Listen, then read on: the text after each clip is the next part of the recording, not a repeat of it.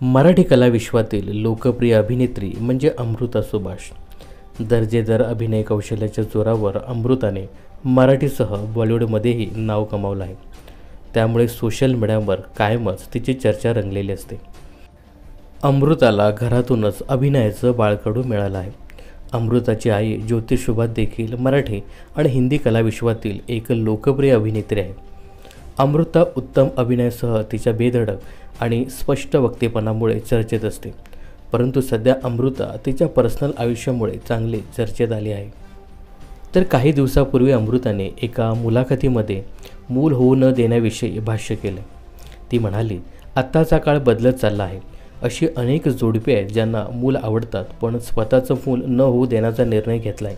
त्यापैकीच आम्ही एक आहोत। मुलं आवडणं आणि ती वाढवणं या दोन वेगळ्या गोष्टी आहेत। आम्ही दोघंही आमच्या करिअरमध्ये खूप बिझी आहोत, त्यामुळे आम्ही बाळाला वेळ देऊ शकतो का, त्याला न्याय देऊ शकतो का असा विचार आमच्या मनात आला आहे। त्यामुळे आम्ही ठरवलं की आम्हाला बाळ नको आहे। आमच्या कामावर खूप प्रेम आहे आणि ते आम्ही सोडू शकत नाही। तसंच कामावरच्या प्रेमामुळे बाळाकडे दुर्लक्ष करणंही योग्य नाही। आमच्यासारखा विचार करणारे अनेक जण आहेत, परंतु मग आम्हाला मूल आवडत नाही असा याचा अर्थ अजिबात होत नाही, असं अमृता यावेळी म्हणाली।